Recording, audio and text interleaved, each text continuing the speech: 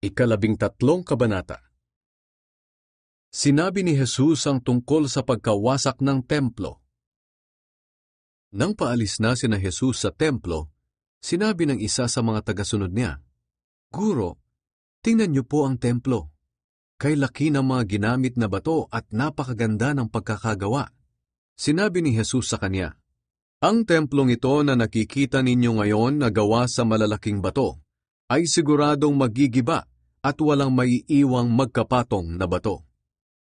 Mga paghihirap at pag-uusig na darating.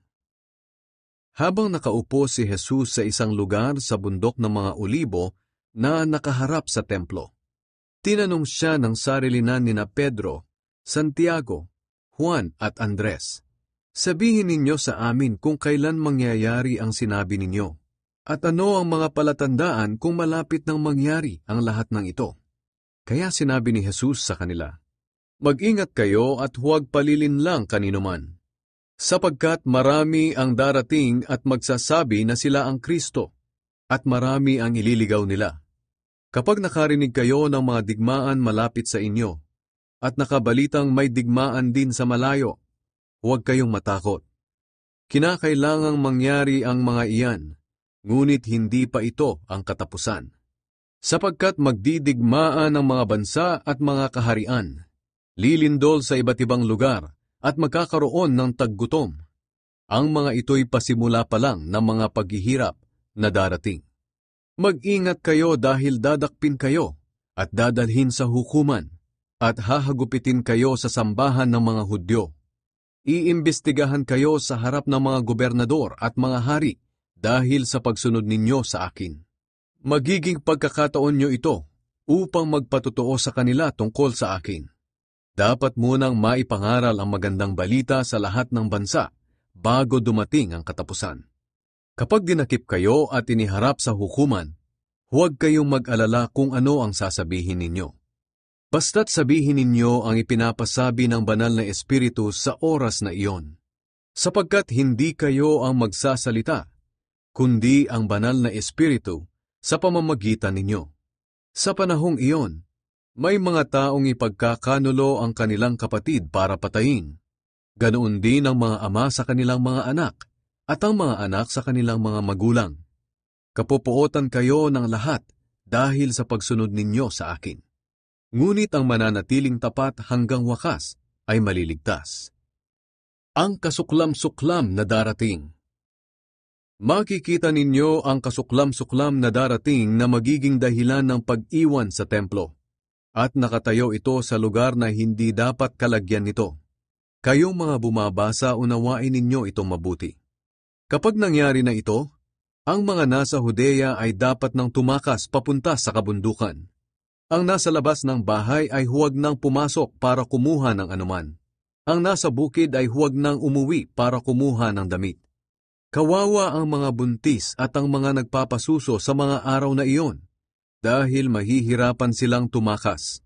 Idalangin ninyong huwag itong mangyari sa panahon ng taglamig, sapagkat sa panahong iyon, makakaranas ang mga tao ng mga paghihirap na hindi pa nararanasan mula nang likhain ng Diyos ang mundo hanggang ngayon, at wala nang mangyayari pang ganoon kahit kailan.